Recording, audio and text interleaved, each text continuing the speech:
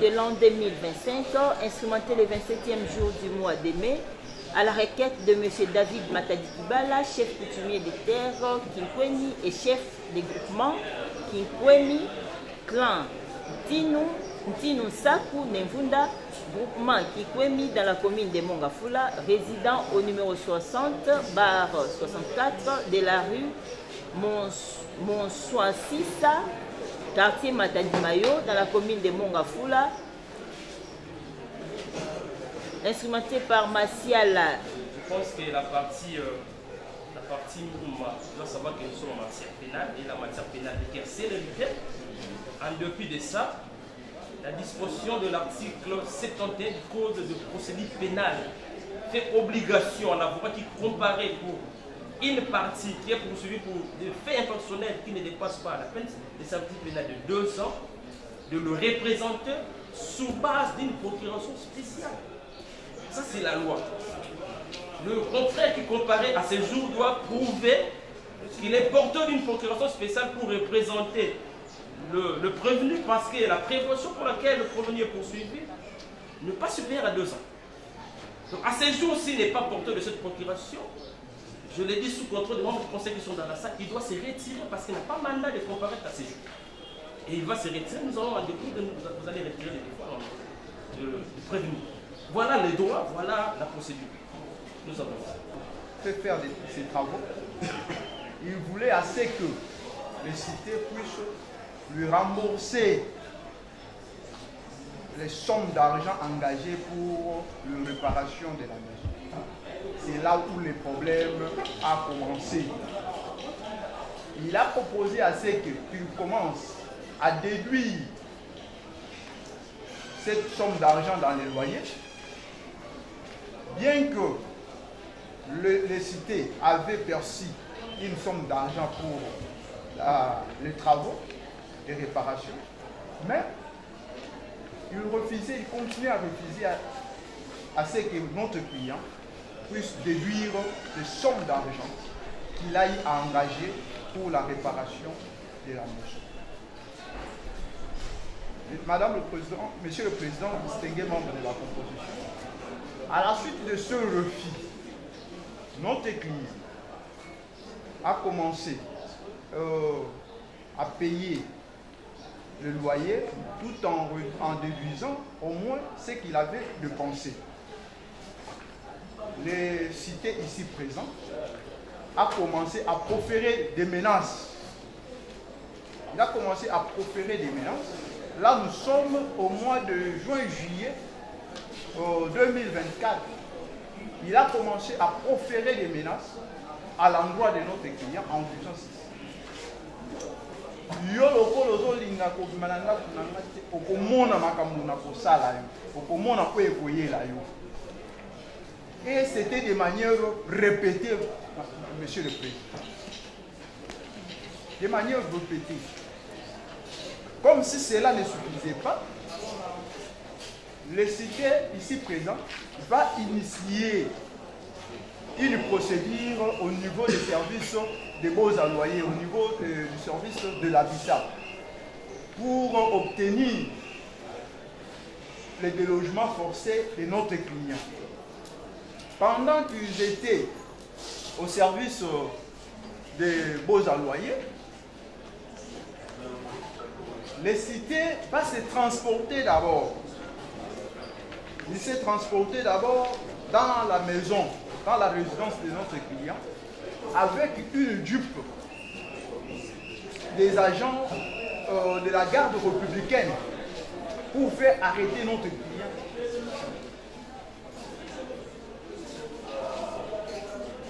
Pendant que notre client était en déplacement, lui est venu avec des militaires. Ils ont appelé, l'enfant du cité a appelé notre client au téléphone, que non, nous sommes ici, viens pour qu'on arrange la situation. Notre client a été appelé par une autre personne pour lui dire que non, il y a des militaires, la personne qui t'appelle est venue ensemble avec votre bailleur et le militaire de la garde républicaine. C'est comme ça que notre client c'était d'échapper belle à cette arrestation. Toujours au mois de juillet de l'année 2024, le cité s'était présenté dans la maison de notre client avec le policier et les agents de service des beaux à loyer pendant que notre client était assis. Son épouse et les enfants étaient là. Son épouse a eu à intercepter, à résister plutôt contre ce délogement parce que son mari n'était pas là. Et aussitôt résister, monsieur le Président, distingué membre de la composition, monsieur l'organe de la loi, sur autorisation du cité, les agents qui étaient venus vont bousculer l'épouse de notre client qui était tombée, qui était dans la maison. Quand on a poussé la porte avec force, celle-ci va tomber et va faire du malaise. Madame le Président, distingué membre de la composition, cela est constaté par le rapport médical. Il y a eu des malaises. Elle a fait des malaises à cause de ces bousculades. Et après avoir bousculé l'épouse de notre client, ces agents et les cités étaient entrés dans la maison. Lorsqu'ils étaient entrés, l'épouse de notre client, qui venait de faire, de vendre ses histoires, avait déposé. S'il vous plaît, participant. C'est-à-dire que la participante a indiqué de manière sommaire les infractions pour lesquelles les cités est poursuivi. Et il a même indiqué les dispositions légales, Madame le Président. Mais les faits, les tribunaux doivent mettre il y a ici, la situation directe est là, à part les articles, dénonciation calomnieuse, ces comportements est constitutif de l'infraction de dénonciation calomnieuse prévu et puni par l'article 56 du Code pénal livre D. Coups et blessures. Ces faits sont constitutifs de mettre. En prenant parole. Tout ce que vous avez relaté là. Madame le Président. Ah, vous avez la parole. Merci, Madame le Président.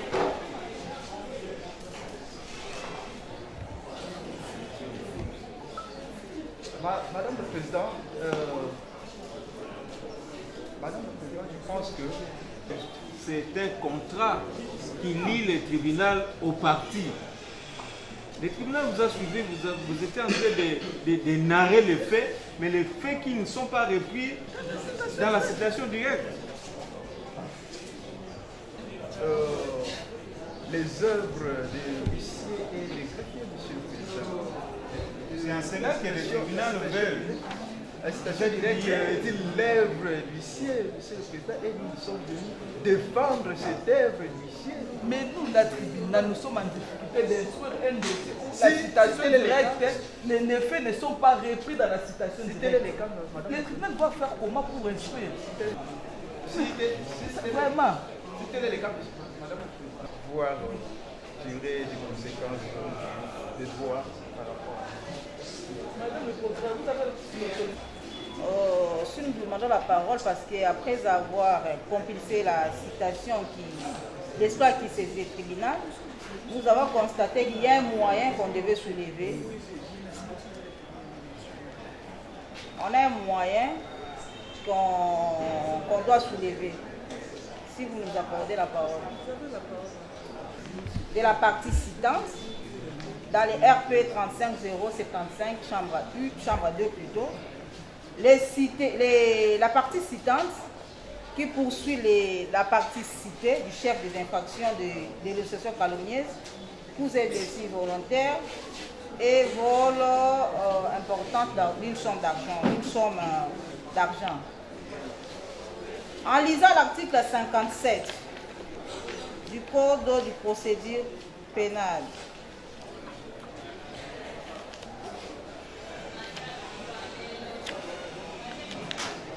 l'article 57 du Code de procédure pénale, on nous dit ceci, où le législateur veut à ce que la citation qui saisit le tribunal doit être claire.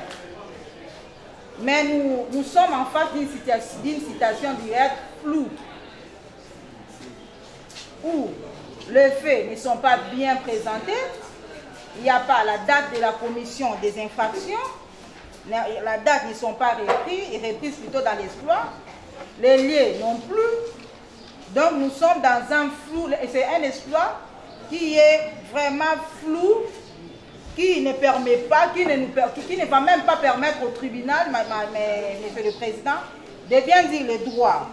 Et étant donné que cette partie n'a pas respecté l'article 57 et que nous, ministère public, nous sommes là pour protéger ou pour respecter les lois de la République démocratique du Congo, on se rend compte que l'article 57 a été violé. Et par conséquent, Madame la Présidente, qu'il vous plaira de déclarer cet exploit, de déclarer cet exploit irrécevable plutôt, et de renvoyer les parties à mieux faire les choses, à mieux rédiger leurs exploits, et puis vont revenir pour vous saisir, et ça va vous permettre, vous, tribunal, de bien dire les droits. Faisant ainsi, messieurs, dames, membres de la composition, vous ferez œuvre utile, et je dis. Il y a véritablement obscuré l'idée. On ne sait pas qui a fait quoi, on ne sait pas quand elle a fait, et on ne sait pas dans quelles circonstances de fait, dans quelles circonstances de lieu. Voilà. Donc, il y a vraiment obscuré les pays, et nous appuyons le ministère public pour dire tout simplement que cette action est irrécevable. Petite observation, Madame la Présidente. Je rappelle à votre liste de tribunal, lorsque nous étions encore à l'université de Kinshasa, avec le professeur Mukadibo, unité à son âge, il nous a dit que la conséquence, lorsqu'on soulève l'exception d'obscur libellé, n'est pas l'irrécevabilité de l'action, pas de l'exploit, mais de l'action. Ce n'est pas l'irrécevabilité comme conséquence, c'est plutôt la nullité de l'exploit. Il y a eu même une controverse, Monsieur le Président doctrinal. C'est une observation. Le ministère public et la partie insultée vous disent non, déclarer cet exploit irrécevable. Plutôt, il devait plutôt parler de l'action. J'ai compris que c'est là-dessus souligné. Mais je rappelle à votre ministre tribunal, ce n'est pas ça la conséquence de l'exception d'obscur libellé. Que l'use attentivement le fait professeur Mukadiboni. La conséquence, c'est la nullité de l'exploit. Parce que là, on donne la possibilité à la partie qui a initié l'exploit de pouvoir revenir. Mais, Madame le Président, Monsieur le Président distingué, membre de la composition, devant les évidences, on s'incline. Il est certes vrai que l'exploit a été initié avec beaucoup de faiblesses. L'honnêteté scientifique et professionnelle oblige. Nous nous inclinons à la décision de votre auditeur. La conséquence, c'est que c'est vraiment la légèreté. Et comme c'est léger, c'est qu'il y a pas seulement nullité, mais même irrécevabilité. Et dans le cas d'espèce, mon client a été astreint ici de façon tout à fait téméraire et vexatoire. Et il a le droit de pouvoir demander une action reconventionnelle contre cette partie qu'il a placée ici en justice pour rien faire. Et nous demandons à cette occasion une somme modique de 15 000 $ pour procédure téméraire et vexatoire. J'ai dit. Des moyens soulevés par les ministères publics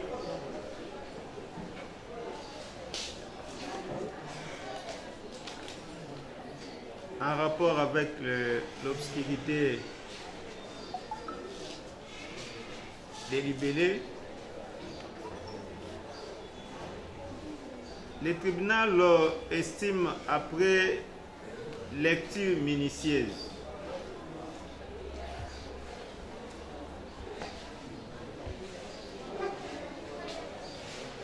de l'exploit des citations directes sous RP 35075,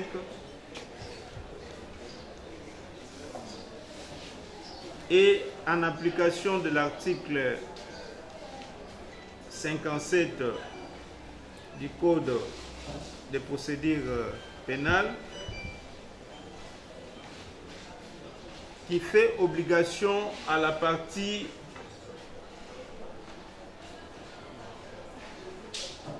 à la requête de qui l'action est initiée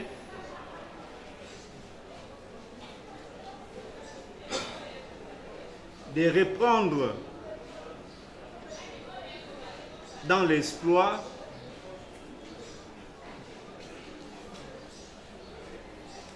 toutes les mentions substantielles tenant notamment au lieu de la commission de l'infraction,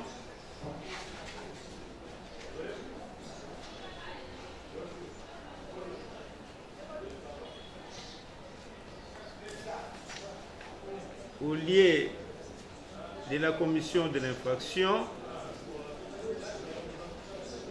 la date de celle-ci,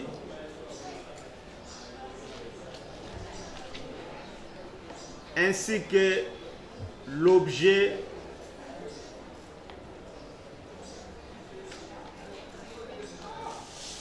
des faits.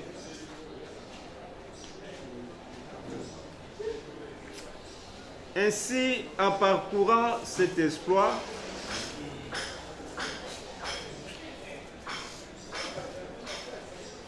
le tribunal constate que ce soit pour l'infraction de dénonciation calomnieuse, coups et blessures volontaires,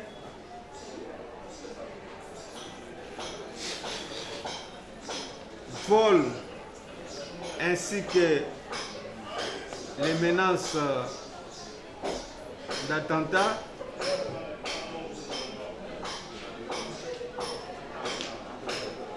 en aucun endroit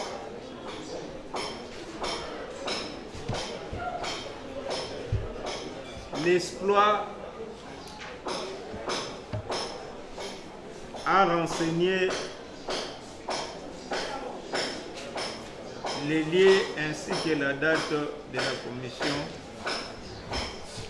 de dite infraction.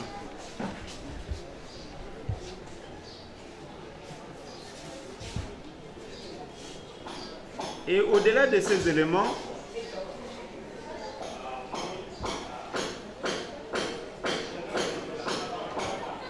les faits eux-mêmes ne sont même pas étayés.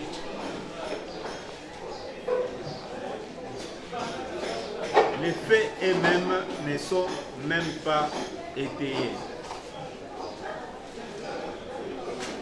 Ce qui renvoie le tribunal à considérer l'obscurité patente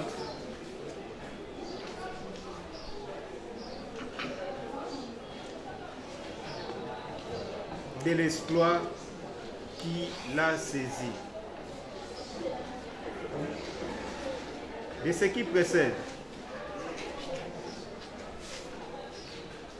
le tribunal dira recevable et fondé les moyens d'obscurité soulevés par le ministère public et par conséquent déclare l'irrecevabilité de la présente action. L'irrecevabilité de la présente action. Formulée par la partie cité, le tribunal estime que le présent jugement a été rendu sur la forme et dès lors que le fond de l'affaire n'a pas été entamé, il est inconcevable de pouvoir statuer sur la demande réconventionnelle. Si c'est, il dira cette demande recevable mais non fondée. Les partis à pouvoir plaider sur la première action, la première cause qui a été déjà suffisamment instruite,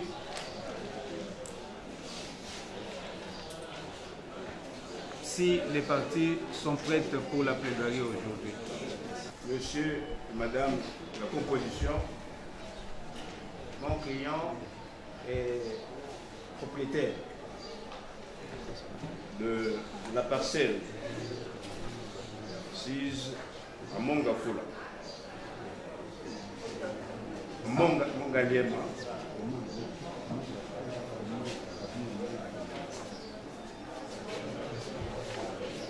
Mongafula, quartier CPA Mouchi, avenue Monga, numéro 7. Cette parcelle, une île temporée, était habitée par son jeune frère, qui était avocat comme nous, malheureusement qui est décédé. Et pour subvenir aux besoins des enfants de Tekoyous, mon client a préféré mettre la parcelle, la maison en location. Mais il est vraiment tombé sur l'homme qu'il ne fallait pas. L'homme qu'il ne fallait surtout pas. Le monsieur entre dans la parcelle et quelques temps après, il ne paye plus. Et mon client étant épris de droit, il va à qui de droit? Il va voir la dame qui s'occupe de l'habitat de leur quartier, qui invite la personne qui finalement, en sa qualité de agent de l'année, menace tout le monde. Mais l'affaire persiste jusqu'au moment où on lui fait des mises en demeure, on lui dit que le préavis est terminé. Finalement, on fait même un procès verbal de non-conciliation et on lui demande de payer. La personne, de sa main, il dit que voilà, je vais sortir, mais donnez-moi un petit délai et je vais payer les dettes. De sa main. Pendant ce laps de temps qu'on lui a accordé de 48 heures, il va devant le parquet. Et arrivé au parquet, il va débiter les insanités que vous avez ici là. Le parquet instruit et à la fin, on constate qu'effectivement, tout ce qu'il a dit là était fou. C'est ainsi que le parquet a classé le dossier sans suite. Quand le parquet a classé le dossier sans suite, il y avait déjà, avant même qu'on aille là-bas, un problème qui se posait, dans la mesure où il avait fait des destructions méchantes sur la maison. Et mon client a bien fait d'aller devant l'autorité compétente qui lui a écrit pour lui dire que, 1, ce que vous avez fait comme travaux a été fait à l'insu et sans l'accord du propriétaire. Et ce que vous avez fait là constitue une destruction méchante parce que ça ne rend pas la beauté de la maison telle qu'il était avant. C'est ainsi que nous sommes venus par devant vous pour les infractions que nous avons libellées et qui sont dans la citation directe avec les faits. En tout cas, en ce qui concerne la destruction méchante, il y a la cote 7 des pièces que le client a déposées. La cote 7 où la dame qui s'occupe du cas a dit que ce que vous avez fait là, c'est de la destruction méchante et c'est sans l'autorisation. Concernant la dénonciation calomnieuse, il y a l'acte du procureur fait le tribunal de grande instance de Kinshasa Gombe qui a classé le dossier sans suite. Pourquoi?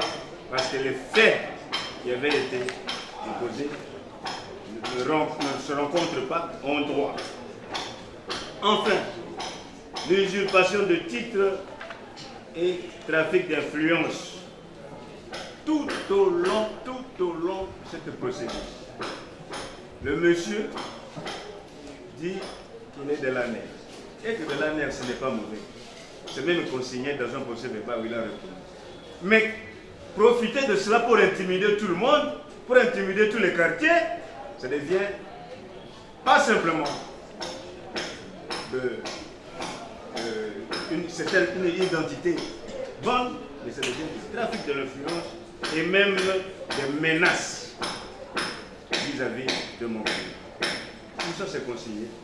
Et enfin, il y a l'occupation illégale. Du moment que pour le moment, le service a épuisé toutes les voies de recours et qu'il ne paye pas et qu'il est là depuis un certain temps, plusieurs mois, il ne paye pas. Nous sommes devant l'occupation illégale. La conséquence, c'est quoi? La conséquence, c'est, sur le plan de l'occupation illégale, le faire partir purement et simplement, parce qu'il est là sans titre ni droit. En ce qui concerne les préventions de usurpation des titres, dénonciation calomnieuse et destruction méchante, nous sommes ici devant un tribunal pénal. Le ministère public prendra ses réquisitions. Mais en ce qui nous concerne, nous nous limitons, n'est-ce pas, aux dommages-intérêts que nous avons sollicités. Et mon client étant commerçant et intelligent, il a fait un tableau qu'il va expliquer devant vous pour obtenir ce qu'il demande comme dommage-intérêt. Avec votre permission, je viens ici rapporter le manque à gagner. Je suis pharmacien. Comme vous savez, la profession de pharmacien dans notre pays, elle est bradée. C'est tout le monde qui peut devenir pharmacien. Donc, ils nous font une concurrence déloyale, malgré que les lois sont là. Et ça ne rapporte pas beaucoup. Je prenais l'argent du loyer pour essayer de soutenir ma pharmacie et des intérêts que produisait cet argent-là, essayer d'aider ma famille. La loi nous autorise de pratiquer des taux de 33% sur ce que nous avons. Et moi, je considère que tout l'argent que M. Kassongo a gardé par devers lui pendant tout ce temps, parce que c'est depuis le mois d'août 2023 qu'il ne me paye aucun rond. Depuis le mois d'août, nous sommes aujourd'hui au mois de juin, dans 2 mois, ça fera 2 ans que M. Kassongo, ici présent, ne me paye aucun rond. Et ça, lorsque je fais ces calculs-là, nous sommes à 84 318. Il y aura l'équivalent en francs.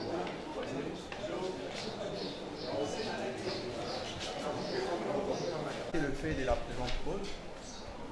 Monsieur le Président, notre client qui est par devant vous, comme nous l'avons dit tantôt dans la première affaire, il est locataire jusqu'à ce jour du Citan. Depuis 2020, ils entretenaient de bonnes relations, Monsieur le Président. Il percevait régulièrement les loyers de sa maison. Le problème a commencé juste lorsque notre client a demandé à ce que le Citan puisse réparer les dégâts, les défauts de sa maison, parce qu'il y avait ce bien qui s'abîmait par l'eau de la pluie. Ils se sont entendus.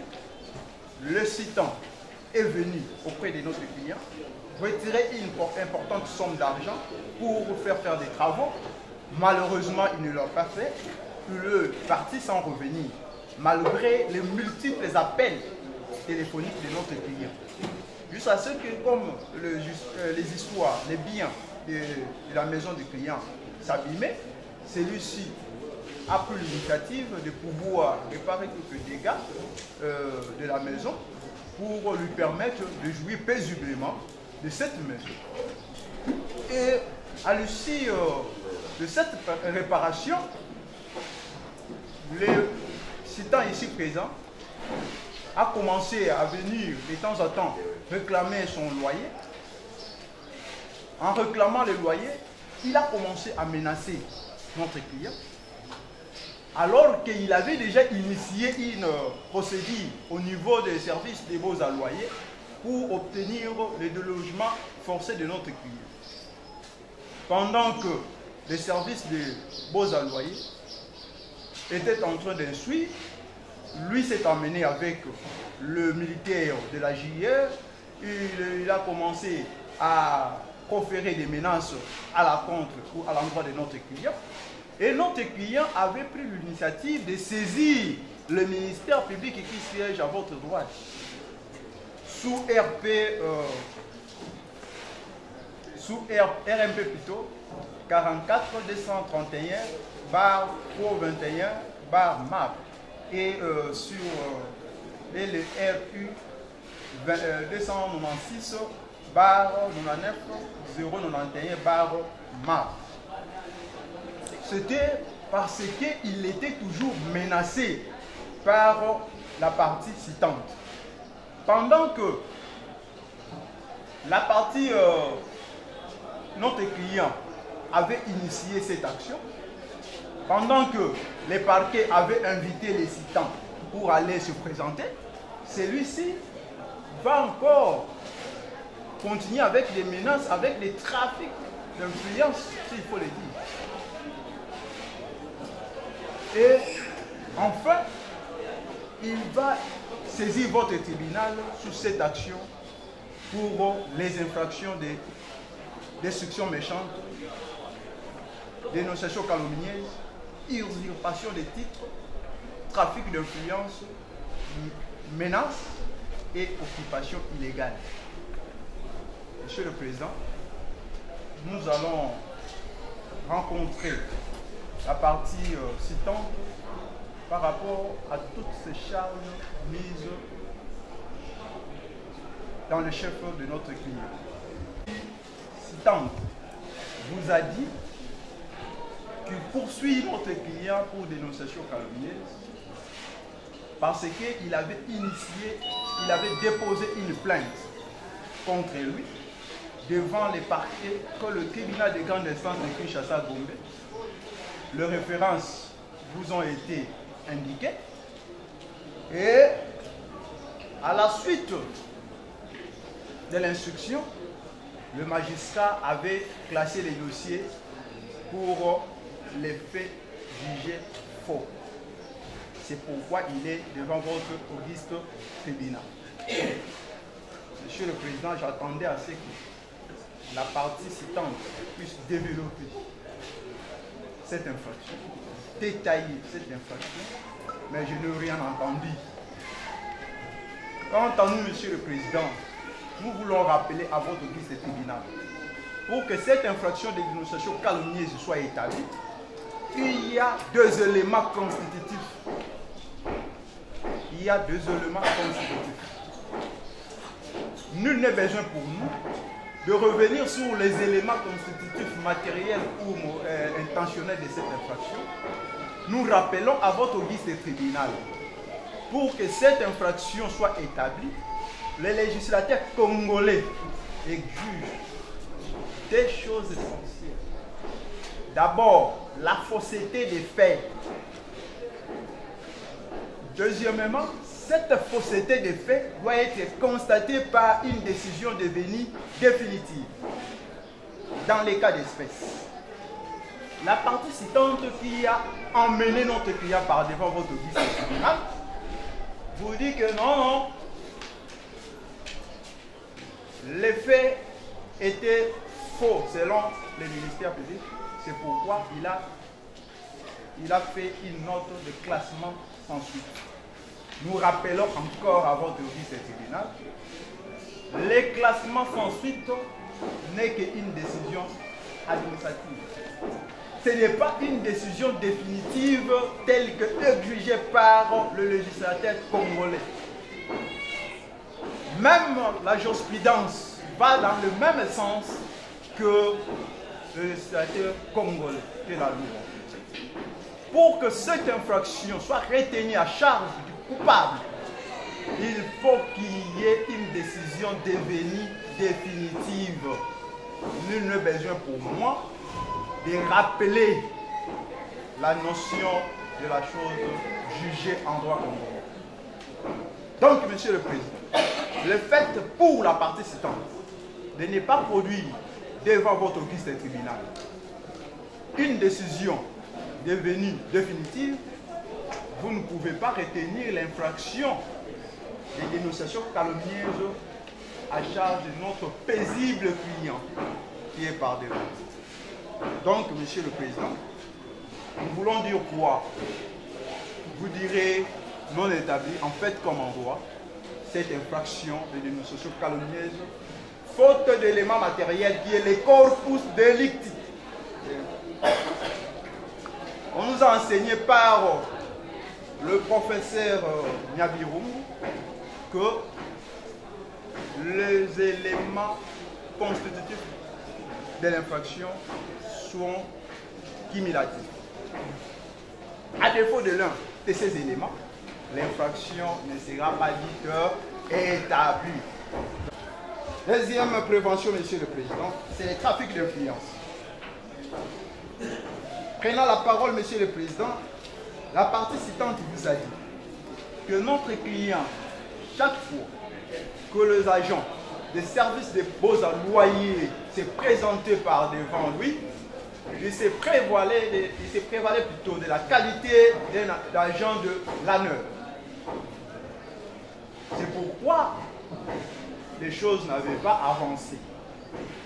Monsieur le Président, je rappelle à votre vice-président, pour que cette infraction de trafic d'influence soit établie, là, je me souviens encore d'un chef de travaux, aujourd'hui professeur à l'université de Kinshasa, qui assistait les professeurs, le général Ikulia, au niveau, Monsieur le Président. Il disait chaque fois que pour que cette infraction de trafic d'influence soit établie, il faut la présence des 10 personnes. Pourquoi? Parce que les législateurs congolais voulaient qu'il y ait 2 personnes. C'est lui qui sollicite, c'est lui qui offre des dons, qui donne de l'argent à une autre personne qui va user de son influence. Dans les cas d'espèce, on vous présente que notre client, qui a fait le trafic d'influence, il a influencé qui? Il a sollicité qui pour user de son influence? On ne vous dit pas. On vous dit que c'est lui-même qui venait se présenter comme agent de l'ANER pour intercepter la procédure. Monsieur le Président, du fait qu'on ne vous a pas présenté la deuxième personne qui devrait user de son influence vis-à-vis des agents des beaux alloyers, des services des beaux alloyers, vis-à-vis du citant qui est par devant vous, cette infraction ne peut pas être établie par le chef de notre équipe. Il n'est besoin pour nous, monsieur le président, de rappeler que les éléments constitutifs sont immédiatifs. Vous direz non établi, en fait, comme on voit cette infraction de trafic d'influence dans les chefs de notre équipe. Précis. Quiconque aura détruit, renversé ou dégradé par quelconque moyen, que ce soit en tout ou partie, des bâtiments, ponts, digues, chaussées, chemins de fer, machines et consorts, télégraphes, outre des constructions appartenant à autrui, sera puni d'une servitude pénale de 5 ans maximum. Et en analysant cette infraction,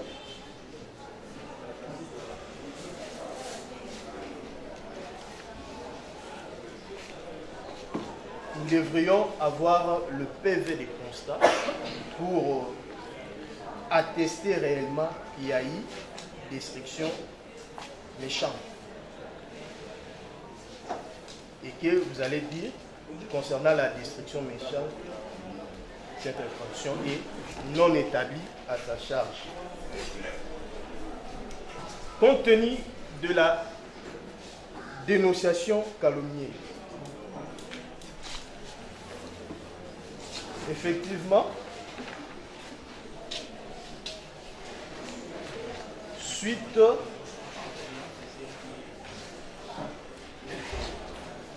aux actions initiées tantôt devant le parquet et que ça a été assorti du classement 108 pour motif de faits non établis.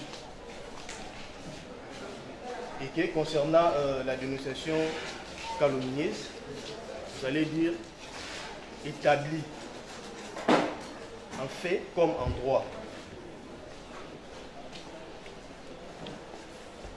Concernant l'usurpation des titres et trafic d'influence,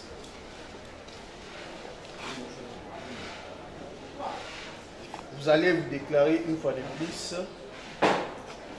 vous allez dire plutôt non établi, du simple fait qu'on n'a pas pu prouver réellement qu'il a usé de ces trafics où, quand et consort, et ainsi que de menaces. Alors, concernant l'occupation illégale, nous allons d'abord aborder l'article 29. L'article 29 de la loi des baux à loyer non professionnels qui dispose: les preneurs s'exposent à une résiliation de plein droit du bail par le bailleur ou son représentant en cas de sous-location non autorisée, changement de destination de lieu loué, tentative ou complicité d'expoliation, le non-paiement du loyer atteignant au moins 3 mois. Monsieur le Président, vous allez comprendre avec nous que l'infraction relative à l'occupation illégale, elle est bien et bien établie en fait comment. Et que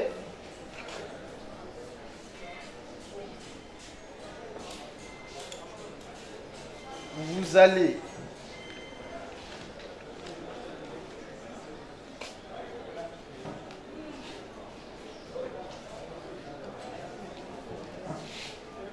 bon, étant donné qu'il s'agit concours des infractions, concernant l'occupation illégale, comme il y a eu un élément moral D'ailleurs, il y a eu l'intention frauduleuse parce que le monsieur ne payait plus les loyers. Pendant beaucoup d'années, ça dépasse même les taux prévus par la loi.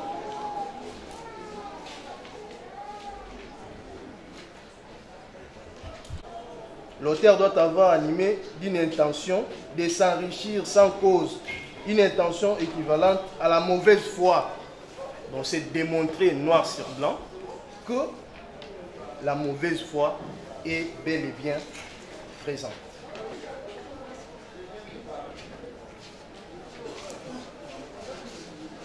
Point est question d'évoquer l'élément matériel. Par ces motifs, votre illustre tribunal dira établi en fait comme en droit l'infraction d'occupation illégale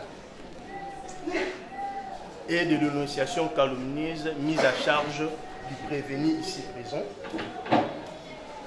Par conséquent, vous allez les condamner à 6 mois de servitude pénale principale et au paiement d'une amende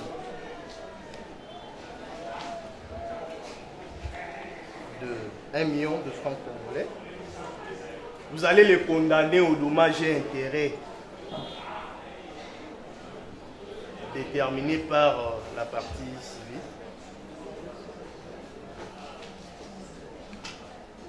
Les condamner une fois de plus aux frais d'instance. Et cette fois-ci, c'est tarif plein. À défaut, il subira 12 jours de contrainte par corps. Et c'est justice. On avait déjà accordé suffisamment de temps pour chacune des parties afin de présenter sa plaidoirie. Ainsi, comparer la partie citée, s'il vous plaît. Comparer la partie citée. Jacques, vous avez suivi les réquisitoires du ministère public qui a sollicité à ce que le tribunal puisse vous condamner à ce qui concerne l'occupation illégale, et cela à 6 mois de servitude pénale ainsi que le paiement d'1 million de francs congolais à titre d'amende. Pour l'idéal, s'il suscite à ce que le tribunal puisse prendre la peine là-dessus. Merci en tout cas, président. Ambonio, ça vous vient pas, mais bien. Bien. Cité à plaider non coupable, ainsi le tribunal s'estime suffisamment éclairé, clôt par ici le débat et prend cette affaire en délibéré afin de rendre sa décision dans les délais de la loi. Le tribunal vous remercie.